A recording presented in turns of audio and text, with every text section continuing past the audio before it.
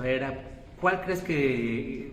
tiene 27 años Anima, que ya va para los 30 casi?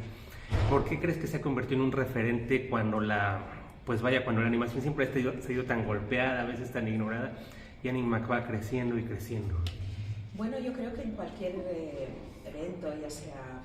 festival, ¿no?, o encuentro, es muy importante darle un carácter. Y creo que ese carácter Animac lo ha tenido a lo largo de todos estos años y con pequeñas variaciones, pero es un carácter que ha ido manteniendo, y es el de apostar por todas aquellas animaciones donde detrás hay una autoría, donde detrás hay una intención artística, por supuesto, pero donde detrás hay un compromiso con el propio medio de la animación. Y entonces eso es algo que yo creo que poco a poco la gente, el público, los autores también y autoras han ido reconociendo, y por eso han ido apoyando este festival, cada uno desde su lugar, ¿no? Y eso quizás sea el secreto, ¿no?, de este crecimiento y de esta consolidación como evento importante de la animación. ¿Y cómo ves el panorama de la animación catalana en este momento? Y también, ¿qué crees que la hace única?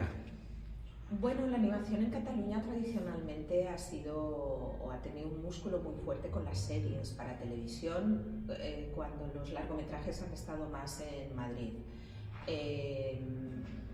Lo que la hace única en estos momentos, yo creo, por un lado, es que es el lugar en Cataluña donde más concentración hay de escuelas en todo el territorio español, y escuelas pues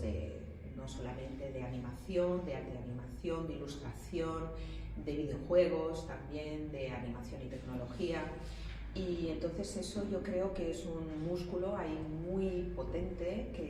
de gente que luego va a poder trabajar en una industria.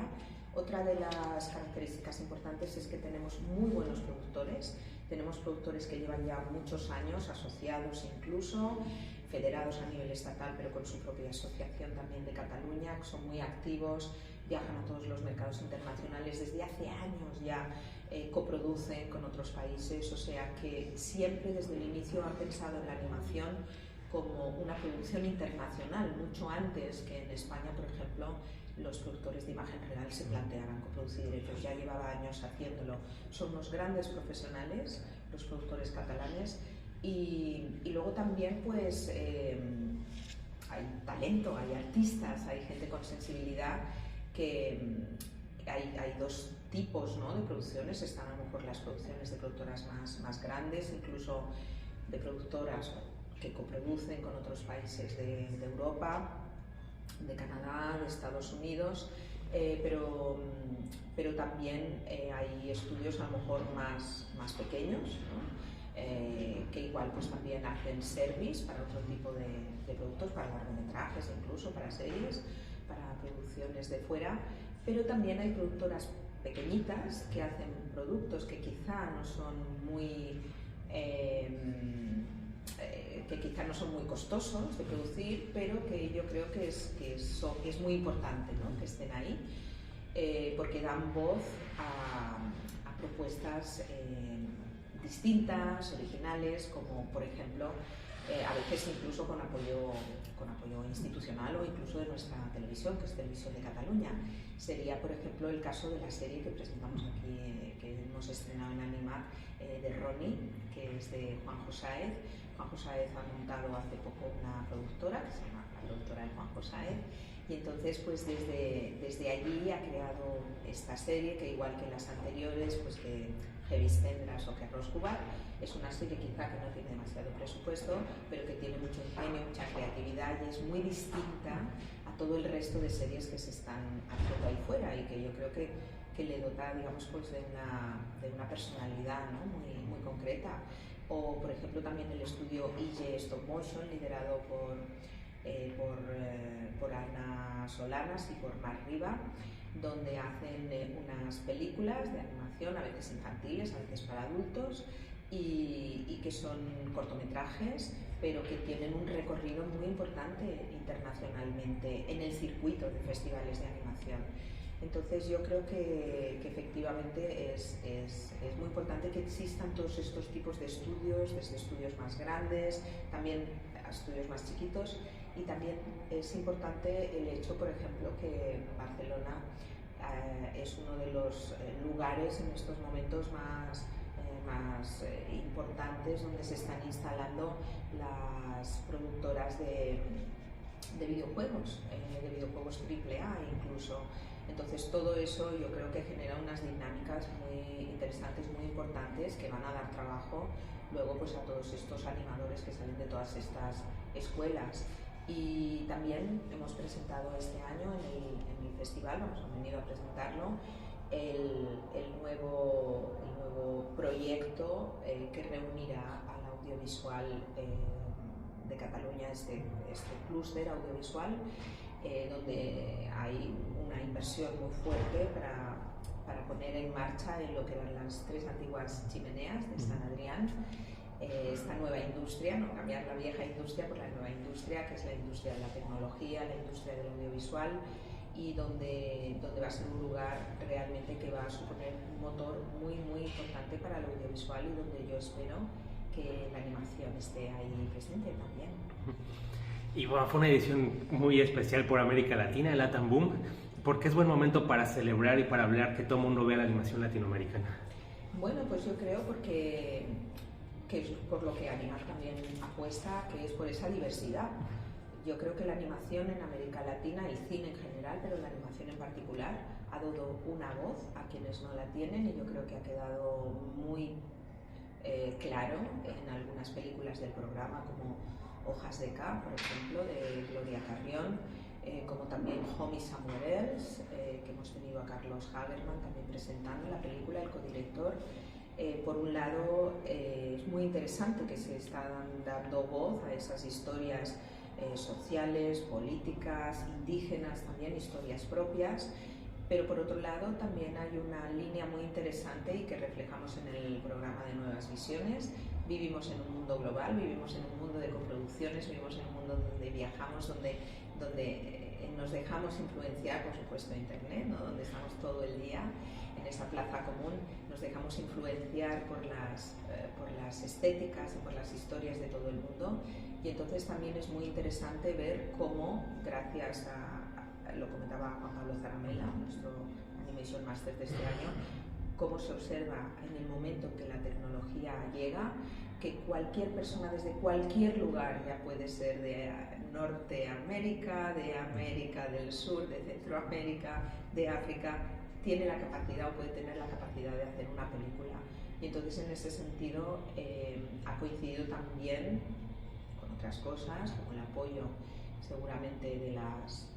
instituciones de cada país, pero ha hecho que en estos últimos 10-15 años nos está llegando muchísima más producción, muchísimo más interés, y muy interesante además, de toda América Latina, y ya sea explorando una parte más autóctona como una parte más internacional, y que tiene que ver con el resto de con sensibilidades de todo el mundo, porque al final pues un chaval que esté en Bogotá, porque no puede querer dibujar al estilo de anime japonés, ¿no? Entonces sí que es verdad que se observa también como esta globalización, ¿no? que llega a todo, pero que es muy interesante ver la mezcla de ambas corrientes, y luego pues también ver como países con una tradición ya muy potente. Vamos, el primer largometraje de hecho fue chileno, o sea que imagínate, Quirino Cristiani, pero bueno, también han sido países donde ha habido como cierta irregularidad, a lo mejor pues sí, ha habido un pionero, pero luego ha habido años que a lo mejor pues que apenas se ha hecho nada en animación, y ahora últimamente en Chile, por ejemplo, vuelve a haber animación. El caso de Colombia, ¿no? Pues que ha habido un apoyo ahí institucional importante por parte del gobierno. México, ya lleváis cierta trayectoria, ¿no? Donde el cine ha sido importante, una cinematografía muy potente, y también en el mundo de la animación. En fin, cada país tiene su propia idiosincrasia, pero en general sí que se ha observado un surgir muy fuerte de esta animación de América Latina. Y luego también casos muy concretos o específicos, como el caso de Guadalajara, donde hay una concentración muy potente de animación stop motion y donde además pues Guillermo del Toro ha elegido ese lugar por ser su tierra, pero también por haber ahí un talento muy grande para hacer una parte de la película de Pinocho, y son también gestos que luego dejan un pozo muy importante en la cinematografía y la animación, en este caso de Guadalajara y en México. Es muy gratificante porque siempre en los festivales se habla de las proyecciones y las conferencias, pero aquí está el Pro Incubator, Animacrea, volteas a todos lados y ves jóvenes, ves familias, ves niños. ¿Cómo ves el futuro de la animación, no solo como animadores, como artistas, sino como audiencia en el bloque iberoamericano, perdón? O sea, claro, yo conozco más el caso a lo mejor de España, ¿no? Y a nivel global la animación está presente cada vez en más soportes, en más lugares, y imagínate los videojuegos, ¿no? Todo lo que son además las piezas multimedia, interactivas, no solamente en las narraciones de largometrajes, de cortometrajes, la animación también incluso está explicando en historias reales, en el documental, o sea que tiene, yo creo, está permeando mucho en todo el imaginario colectivo, y como público, pues yo creo que, por ejemplo, se van rompiendo varios tabús o varias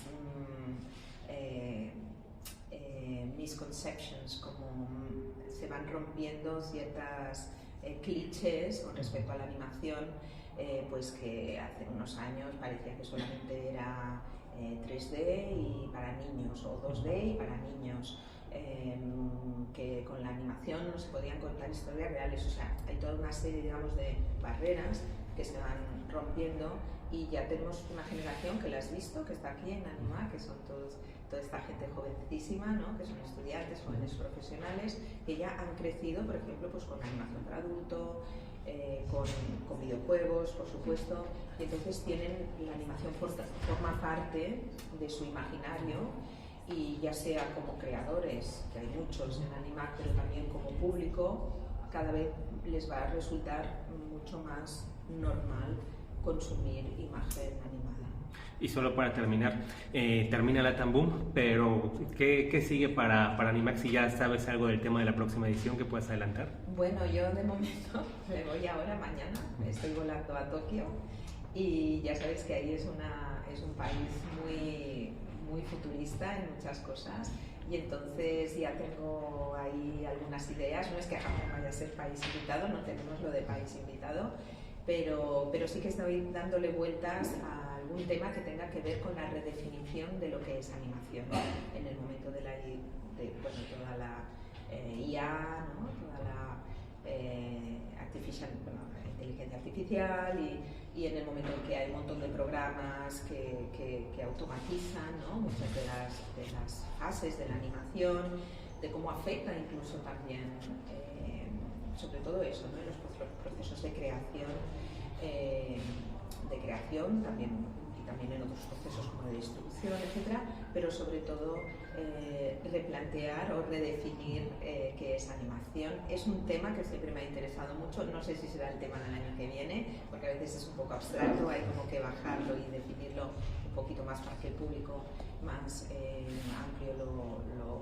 se sienta identificado o pueda relacionarse con ello, pero creo que sí que puede ser a lo mejor un tema que me rondaría la cabeza, ¿no?